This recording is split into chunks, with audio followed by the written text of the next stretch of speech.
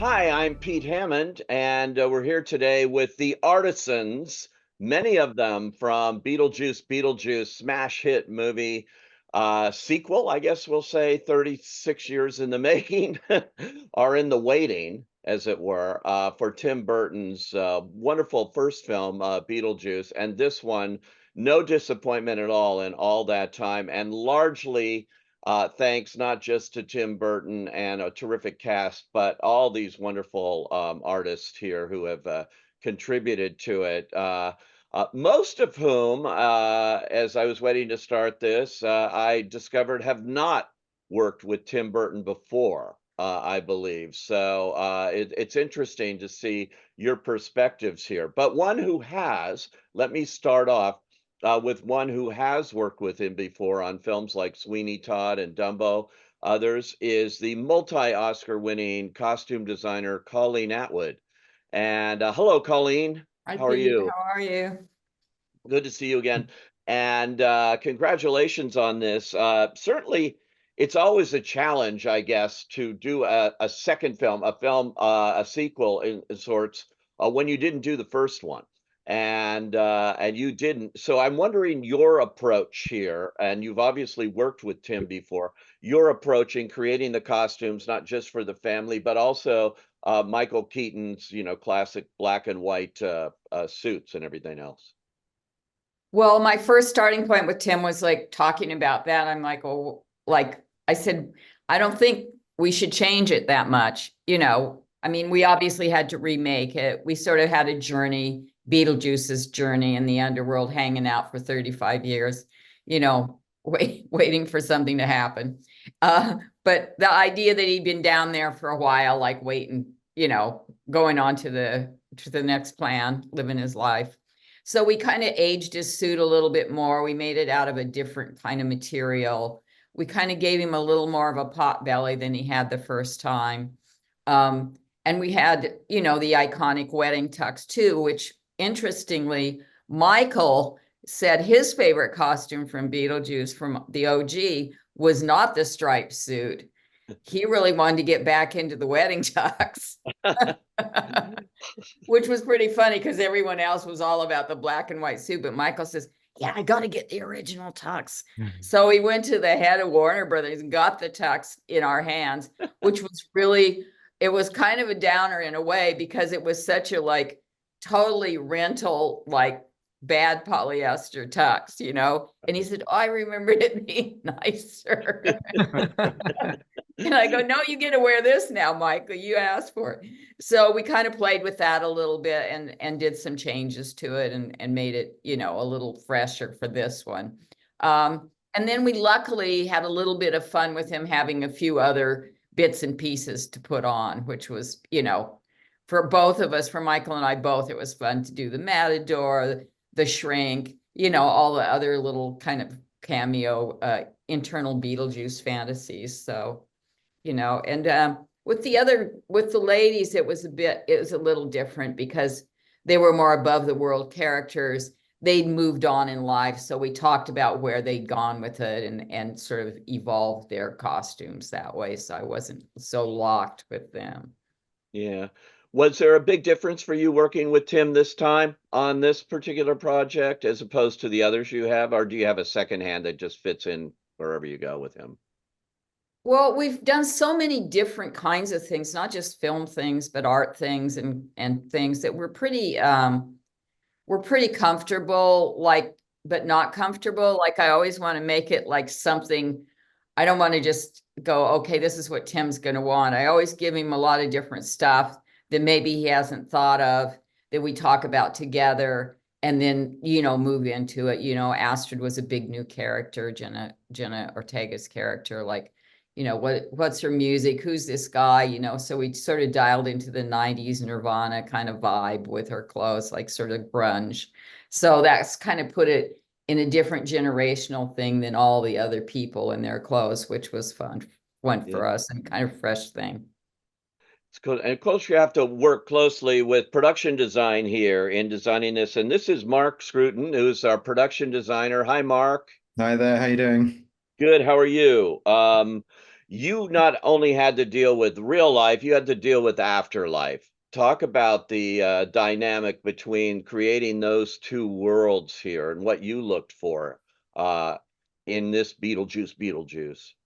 Well, I think, the important thing was we were trying to create something that felt like a continuation. So, when I first sat down with Tim, we were very clear there were certain rules and certain things that had worked in the first film that gave it the look and the feel that we wanted to maintain. And then for my part, it was then to go through the script and work out how we applied something new to the different environments we were gonna be seeing without betraying what had come before, but giving them something new and giving them something different and trying to bring that up to a sort of a point where you were never getting bored by the same world, constantly going back into it.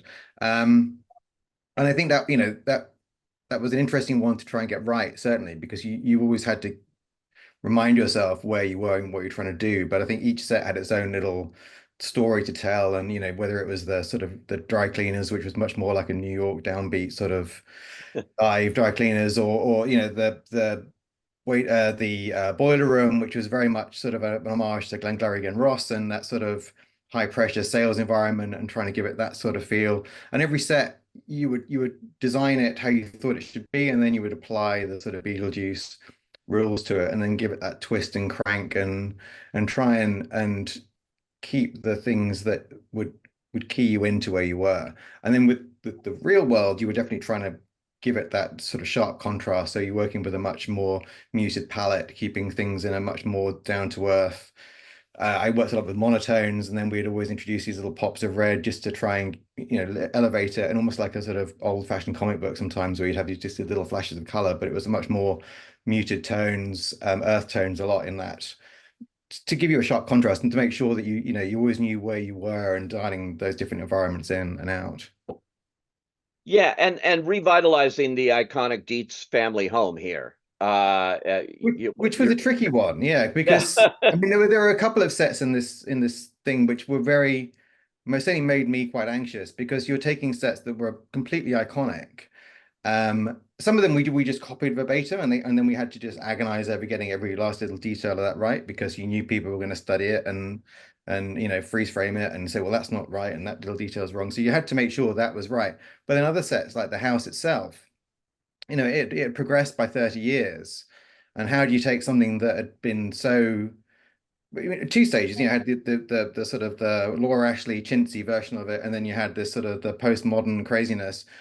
Where did you take that? And we had to just try and figure out how you progress that and how you matured that house and how the characters have matured with it, and then try and design something that you thought was the ultimate extension of where it had gone design wise, which, when you're dealing something like with this house, it was a stressful thing to do. And I think in the end we got it right, but it was quite a journey to get to that sort of look that we achieved. And the veil, I think, helped give it another set of characteristics, which I think hadn't been seen before, which really rang the changes and let us work with something that was iconic, but you could change it enough to make it something else.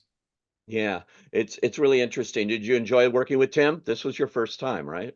No, I'd done Wednesday before. Oh, you did Wednesday. That's right. And Wednesday was a great lead into this, actually, because it was, I think for all of us, it was kind of under the radar, and we could work together without the pressure of the spotlight of, what's Tim going to do next and what's it going to be. And we were away in Romania, and we quite quickly built quite a good shorthand. It was much more, I mean, it had its own set of pressures, but in terms of the creative pressure, it was quite, we had the time to explore each other, and I could figure out what worked and what didn't with him, which led quite nicely into Beetlejuice, because then suddenly you are in the spotlight. Everyone wanted to see what this film was going to be and waited for it for a long time. So we got the chance to understand each other without that pressure first, which was really helpful for me personally. Yeah. Our cinematographer, Haris Zambarloukos, talk about the visual sense you were going here, because there's so much to work with in this movie. As I keep saying, Afterlife and Real World and all those looks are markedly different. So, Haris, what was your biggest challenge here? Hi, Pete. Well, I think it was trying to make a continuation through all of this, and every set was different. Every scene was different, and there were so many changes within it, all the undulating lights, etc. I mean, in some instances, there were, up to kind of over 1,000 lights in a scene, and some of them tiny diodes, but they all had a pulse or a program that we had to put. And I wanted to keep some kind of continuity throughout all of this. And I spoke to Tim about it, and I suggested that we keep a sort of continuity through the portraiture, that the characters and their face and the design of the kind of portraiture lighting would keep us grounded in some way, because that would keep us in a way within the world's the characters' worlds, you know, see it more as in that respect, then it would be more in the eyes of the performance. But it was just fun. I'd just show a lot of stuff and test a lot of stuff and come up with things that seemed to progress things. Just the first scene in the TV show needed some infrared, and we went for, obviously there's many forms of infrared and seeing into the night, but green infrared would just be more appropriate. It just had that Beetlejuice color in it straight from the beginning. So things like that felt natural. And obviously a certain playfulness as well. How do you keep within a scene? We had many options, for example, for the bicycle scene. People asked me if I wanted Russian arms, which are big, heavy bits of equipment, etc. And I chose to use a kind of consumer camera attached to a bicycle, and that was more in the spirit, you know, and that would just feel kind of just in the mood and in the moment, and have the right attitude. And that was the kind of, I think, the thing that gelled everything together. A very good communication and a kind of chat about things that would be more about feel and attitude. And I think we started the film in the best possible way. We basically created the art gallery and the work that was in the art gallery.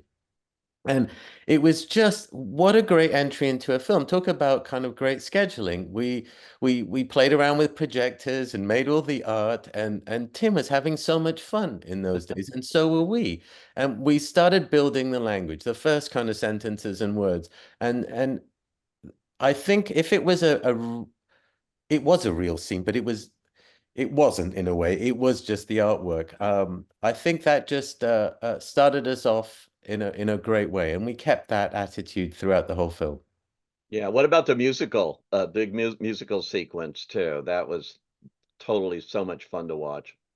Well, a lot of that came out of trying to condense it. We wasted very few shots. I'm sure Jay will talk about this a bit more, but the design of everything was such that shots kind of were there for what they were needed for, and there wasn't much unnecessary coverage. So I was trying to figure out a way, how do you show, like, there's about 2 pages of singing, if you look at it in the script, for that song, especially in the dream sequence part. And who would you have to cut to? So we'd been working a little bit with some kind of circular movement around our actors to get into the kind of, when you call Beetlejuice's name 3 times.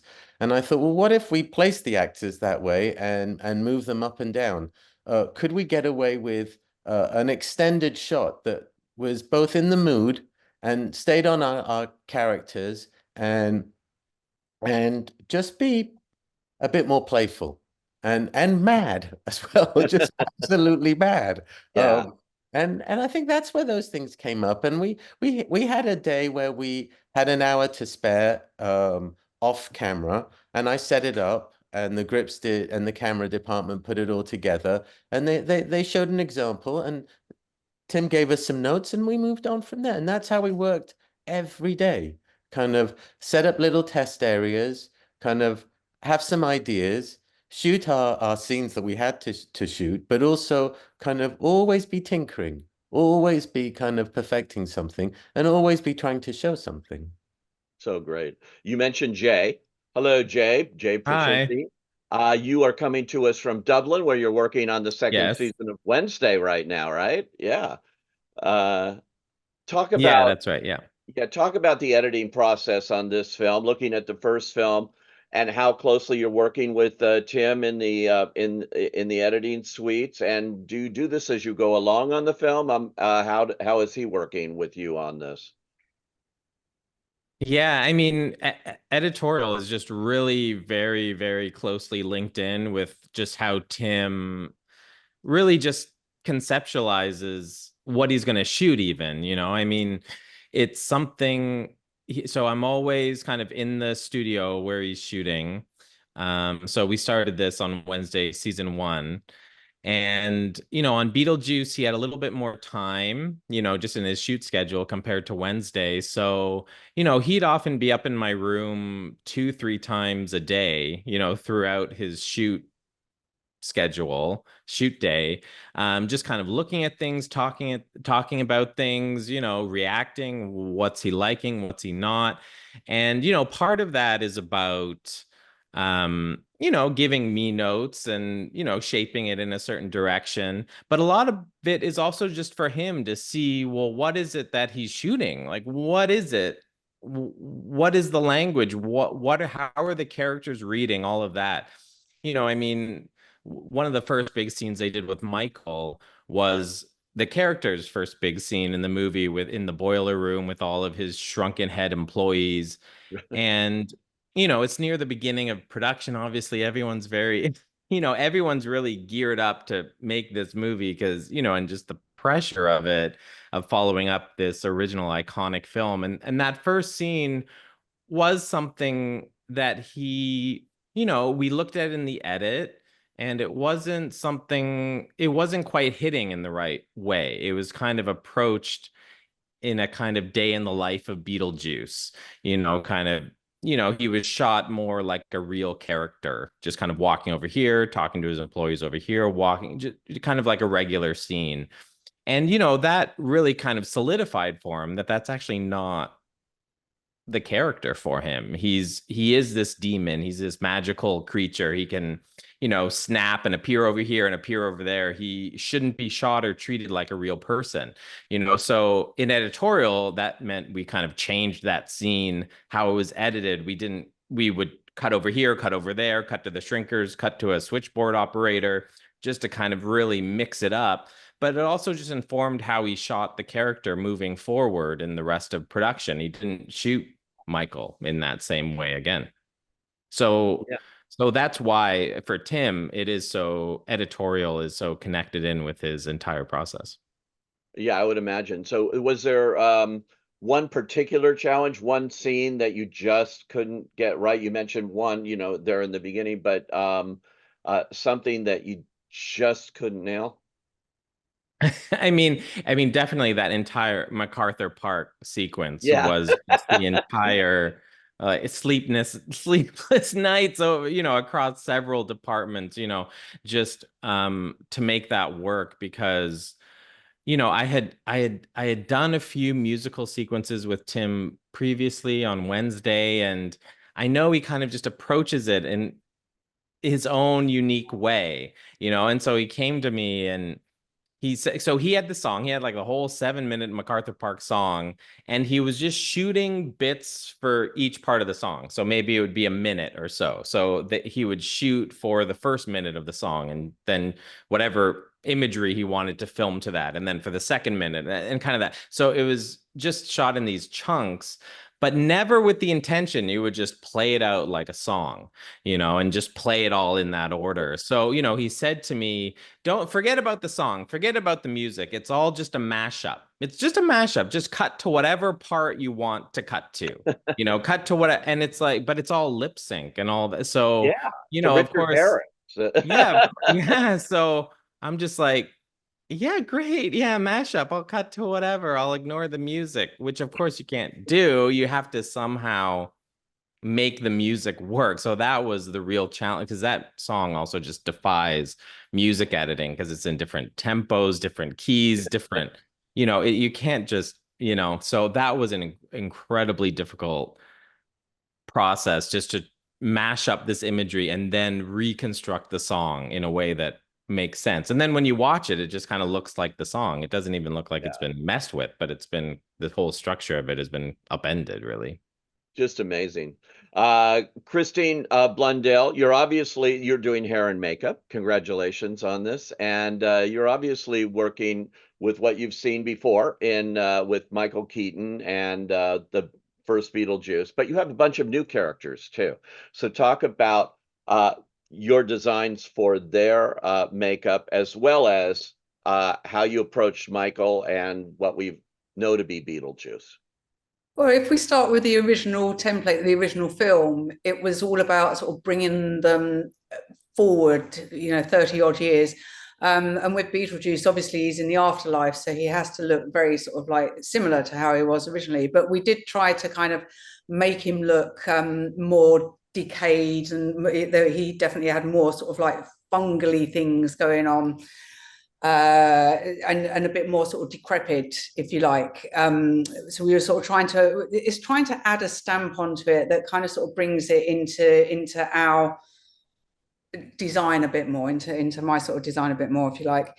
With Winona, I was very conscious to kind of keep a definite nod to her original look coming forward, especially when we first see her in the show.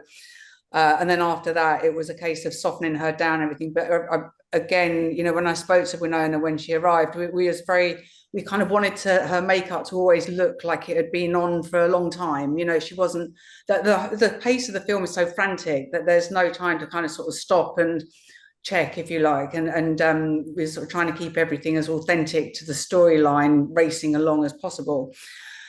With Delia, when Catherine arrived, we literally had an army of wigs in a light copper tone, and then it was a case of, okay, how red do you want to go here? And obviously she went for the maddest red she could find. But I mean, one thing I have to sort of say, obviously, because I've never worked with Tim before and I'm a massive fan of his work, and Haris mentioned it very briefly, was when we did the gallery shoot, which was a pre-shoot that we did. And it kind of gave me a little bit of an insight as to how the rest of the film was going to unfold, if you like, because we had a meeting the day before. The gallery sequence was all meant to be one specific look about with Delia's artwork. And then all of a sudden, Catherine sort of arrived and everything sort of like spun around a little bit. And it was like, oh no, let's not do that. Let's kind of just sort of like do a day of crazy looks on her and sets and different costumes and things. And, we had her hanging, with a meet is murder stuff. We literally went in on that day not knowing what we was doing, and then having the best fun ever, because we were just throwing wigs around, makeup around, she was coming out in a different costume and we was like, okay, this will work with that, and it really was, I remember at the end of that day sort of like sitting down with my team and just going, okay, guys, let's sort of fasten your seatbelts. We're off. This is what we're going to have things thrown at us from left, right, and centre. And really, with the afterlife, all of the Deetz family sort of, like I said, they were sort of returning characters. With our new characters, I mean, the license to just sort of like, you couldn't go too far, and a lot of the time, when the actors sort of arrived, they just sort of embraced where we wanted to go with them. And Tim is very involved as well in the looks, as is Colleen, and Neal. Like, there's so many crossovers in this as a design goes. And it really is a case of sort of like watching, you put together the look, even for Justin Through, like when he sort of like arrived, I was like, oh, it'd be really funny to do a bit of a fake tan and a man bun on him, and then he sort of like arrived and he's just like, that's exactly what we was thinking, and it's like everybody on this film seemed to kind of just sort of come together on the way that everybody thought, it's like everybody was on the same wavelength when it came to the design element. With Monica, we started off having 2 versions of wigs for her. One was really quite electrified, and the other was her beautiful long glossy wig. And I remember putting on the electric wig, and it didn't get. It was like it just didn't work, and it wasn't working. And Colleen rightfully said at the time, let's stick with the beautiful wig. So we kind of just moved over to that, and kind of then just sort of worked on doing, her look and bleeding her makeup down and everything. I mean, you know, it's impossible for Monica not to look great. So, you know, even when you're dripping makeup down her face, you know, you're doing all these things thinking, oh, this will mess you up. And then you put her in front of the camera and it's just like, damn, you look better. You look gorgeous. So, you know, Monica so Blue, I mean, you can't go wrong. you just can't. You just can't. You know, I mean, it's impossible. And I will say that with my hand on my heart. But all of the characters, when they arrived, Danny DeVito, you know, it was just like, oh, you know, we're thinking we're just sort of, I mean, they all practically arrived the day before. Danny literally arrived the day before. We'd done tests on things, you know, on like, we brought in doubles to do tests on. But basically, when Danny arrived, it's just like, oh, do you mind if we just sort of like, just going to paint you green and, you know, stick your hair out and, you know, put this in your mouth to drag your lip down. And, oh, by the way, you just need to put the dribble all down you, you know. But listen, it was the best fun, and you know, it was teamwork all the way, like across the board. Everybody was accommodating, every department jumped in and helped where they needed to. You know, I had the best team ever. Putting together the Soul Train was hysterical. My crowd team were just phenomenal. They worked non-stop to get everything just right. So it was a great film. Yeah, amazing. And so many different departments all working together. Now the sound, Jimmy Boyle, in all the sound work here, you get to work with so many different kinds of elements, from spooky and scary and comedic and musical, all kinds of things. Talk about your sound work here, what you were looking for. Really, I just wanted to obviously to try and give as much respect for the original film, keep it in the same world, and then just have as much fun with it as possible, quite honestly. And it was, you know, there was initial challenges we talked about, like a character with a voice that doesn't have a head, and this baby and what it's going to sound like, and the difference between atmosphere between the real world and the afterlife. And you know, I mean, and that those were probably what the things we spoke about in the first half an hour of a conversation with myself and Jay and Tim about figuring out what those things are. And you know, there's a lot of stuff that was working in Jay's cutting copy already that gave me really good ideas of the direction we were heading in.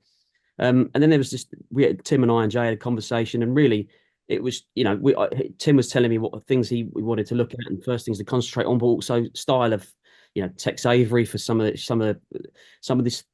crazy, you know, fantastic prosthetic things, but also just camera movements like we talked about before, Jay, with, you know, things that people whipping in from out of frame and it being cartoonish. And then really it was just like, yeah, us all talking to start with about, you know, just throwing in ideas, really. I guess how we always do it, but just sort of making sure that we're all on the same page and understood.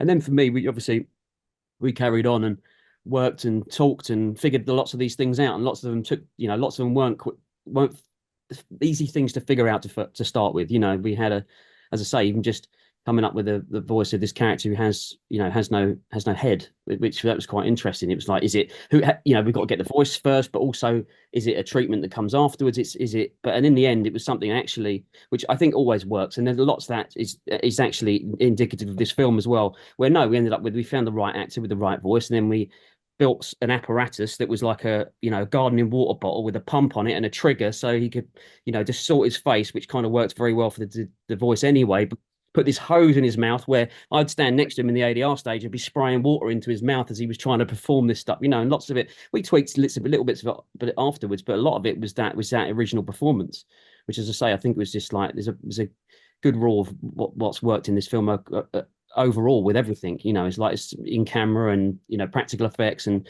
all those things, which is a lot of the way you'd like to try and do things anyway, obviously, but you can't always do that. It doesn't always work. And there's, you know, but yeah, there was lots of challenges in it, but we had a lot of fun from start to finish, really. You know, we talked about musical challenges of MacArthur Park and figuring that out, and Mike Heim came in and arranged it all and recorded all the how many piece orchestra in Abbey Road, you know, Reese doing it all and pulling the original vocal out and stuff. And that was, you know, that was, as Jay said, that was a challenge and a lot of fun. And then what sound effects we could work around it, which wasn't lots, but just enough to kind of support and help. And that was a lot of fun, that scene, to mix as well, you know, just figuring out what fun you could have. And, you know, then the sandworm turns up in the end. I mean, like, what else is going to happen? But it's all lots of challenges, lots of good fun, lots of lots of things that if I think about it now, it's things I've forgotten about as well. I was just thinking about it. We talked about some of the other, it was like the black and white flashback, you know, which is kind of, you know, we were doing this kind of Hammer horror kind of thing. It's like a Fellini sort of voiceover that, you know, we just tried to figure out. And I was sitting here kind of watching this old Fellini movies, listening to how the voiceover was recorded and how it sounded, and trying to EQ and treat this voiceover to make it feel like it was of, you know, of that era of filmmaking. Yeah, there was all sorts of fun to be had. You know, it was yeah, good. It all works together.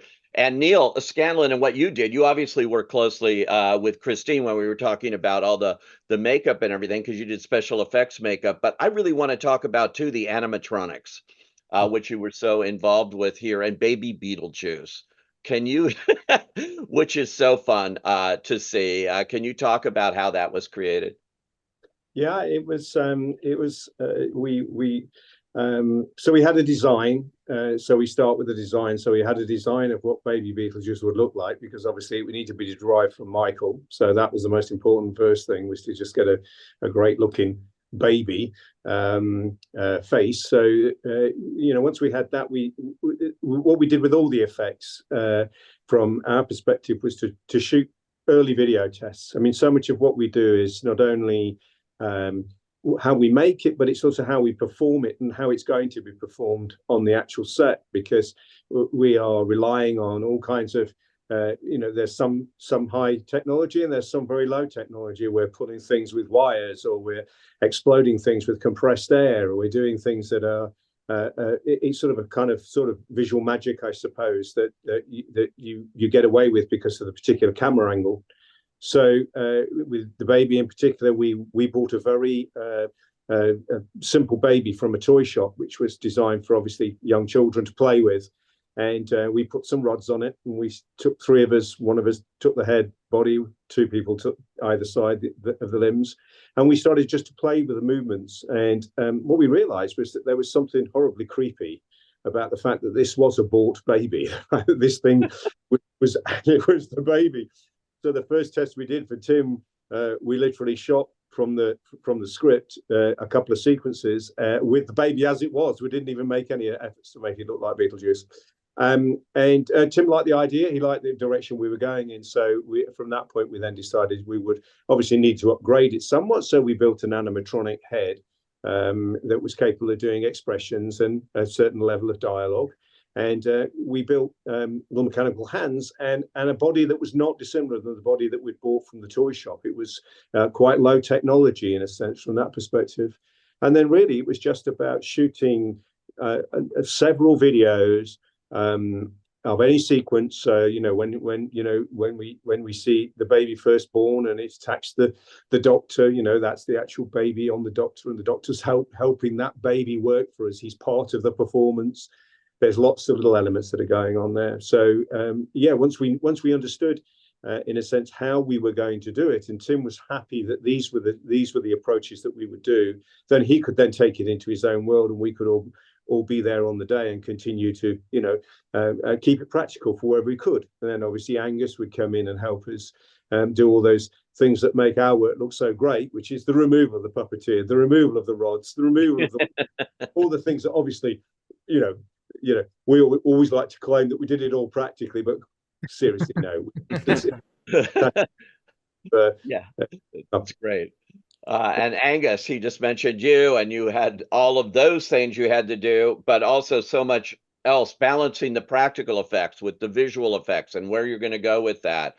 And, you know, all the various characters you have to deal with, Dolores. And I can't imagine, this is a playground for visual effects. There's no question. Absolutely. Yeah. I mean, I was just thinking as I was listening to everyone talking, we're not even scratching the surface really of all the different scenes and the sheer range of material. You've got black and white scenes. You've got, you know, the green sort of ghost sequences that Haris has mentioned. You've got, you know, the so many scenes. You know, that was the absolute joy of it. For me, you know, the original film was made in 1988 BC, before computers. It was an analog film, you know. So, and that though is actually lot of the magic of the original film, and that's why it stood the test of time. It doesn't have visual effects that have aged. We all know those films that were cutting edge when they first came out, and now they look very hokey. So really, Tim's first instinct was to try and do everything wherever possible. First instinct was, how can we do it practically? And our job really was just to service that, to be honest. And it meant that he relied, heavily on all departments, Christine and Colleen and Neal, and you'll come to Ian MacKinnon as well, people that he trusted to create the look that also he could riff with as well. He wanted to be able to be loose and not to be locked down, I would say. So our job really was to slightly raise the quality of the imagery, the textures, possibly take off some of the rough edge. Although I have to say, I actually quite like some of the rough edges of the original film, to be honest. So they're some of the best bits. And really just aid, give Tim the freedom to do the sequences the way he wanted to, and then augment those, to be honest. I mean, I'd just jump in there as well from the Dolores thing, because I think not many people probably understand that was real. They were performers. Dolores played several body parts where she was rolling around on a stage, playing her upper section and our bottom section, her left leg, and then there were other performers that were also playing the hands. And really that was, we did all of that with girls in black leotards against a black background, and then you literally was able to, along with the edit that Jay did, which was absolutely fantastic, we're able to put that sequence together. And not people would maybe understand that, again, it was a practical effect to begin with, but it was only possible by blending it with with really great composition and brilliant editing. Right back at you, Neal, because actually Neal really did work on, and his team of performers really nailed the choreography in conjunction with Jay and Tim. Yeah, it's such an interesting sequence, and I think it's even impossible to explain to people exactly precisely how it was done, because it was such a strange process how that was all filmed. It was all in Neal's head somehow. Neal was kind of had it all worked out. But I think even as an audience member, even though you can't exactly tell how it was made, there is some energy to it, or just some vibe to it, that this isn't just a CGI thing, that somehow there is some practical element to it, or something a little more handmade, is I guess the word that we use.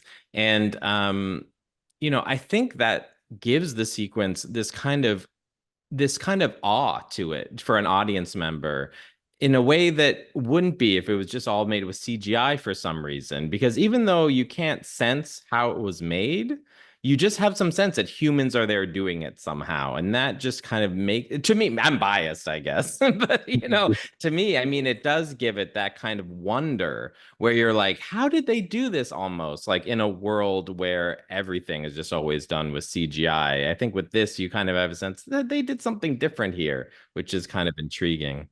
And let me add in Ian MacKinnon's beautiful stop motion work here. And I love where you are there, Ian, with all of your toys and creations. Very cool.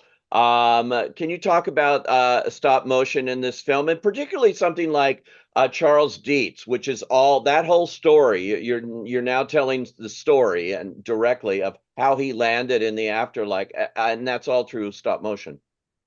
Yeah, and Tim's been a fan of stop motion, I don't know, sort of his entire career. He was a practitioner of it, I don't know, sort of in his teenage years, and so I don't know, sort of, and it was such a big part of the original sort of Beetlejuice film. I don't know, sort of all the crazy sort of stop motion, I don't know, sort of gags. So it just seemed it makes sense to, I don't know, whilst trying to capture as much practically as possible, to continue with that, I don't know, for the new film, and sort of and I think again, Tim has talked about, I know, the stop motion, wanted to return some of that, I don't know, sort of humor and the energy that I don't know, sort of I don't know, that he thought we could get from the stop motion.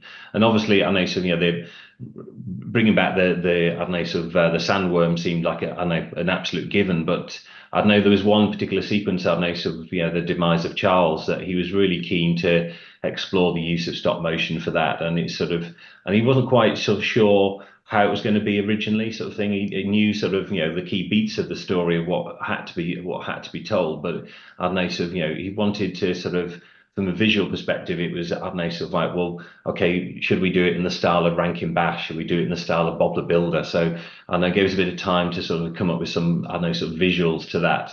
And then we started to hone down a little bit more, and it fits in with sort of like the baby and everything else that maybe, I know these are, I don't know, it's stop motion, but with you know, these sort of slightly creepy dolls.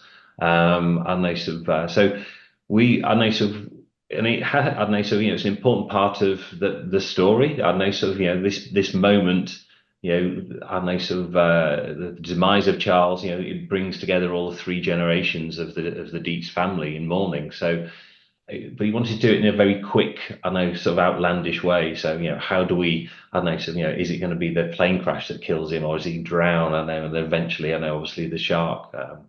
But so I know we had an idea. Okay, we had to create, I know, sort of the image of Charles, and then I know sort of the characters around Charles as well. So I don't know, sort of, and I think, you know, one thing we know with Tim is that, you know, you show him something and he reacts to it, and he gives you, I know, sort of sketch over it. We knew that, I know, sort of, you know, it had to be claustrophobic. He kept drawing this sort of metal tube with all these people sort of crammed into it, all the screaming babies, I know we talked about, and all you know, the most hideous flight you were to be on. I know, sort of, you know, sort of all these things happening around you. Someone have a nut allergy, and this woman in front is, I know, chomping away at a bag of nuts, sort of thing. I know, kids screaming and banging the seat from behind. So the flight from hell. And some of those ideas evolved once we'd got, I know, sort of certain things almost made and finished. You know, Tim would see one of the puppets and say, actually, no, I want her to be louder. I want her to be, I know, so I think that's where sort of, I know, although we're still working the same traditional handmade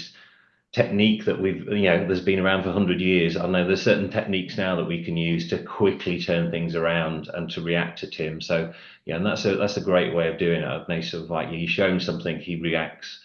And working really well, I know, so fantastic with Angus and the team, with, I know, and all the stop motion sequences about how do we place our puppets in the real world, and how does that interact with Haris's lighting? I know, so there's a lot of challenges that I know, sort of, we face on there, but I know, sort of, an incredibly fun project to be involved with, and I know, sort of, and a really collaborative one as well. So I don't know, yeah, was a fun joyride for us. Yeah, joyride is probably a joyride for the audience too. You know, it takes a village, but Jimmy, Jay, Angus, Ian, Christine, Haris, Mark, Neal, and Colleen, congratulations on all this work, and to hear the collaboration and the individual achievements to make this movie what it is. Thank you so much for joining us today to tell us about Beetlejuice Beetlejuice. Thanks a lot, guys. Thank Thank you. you. Bye. Yeah. Bye-bye. Bye.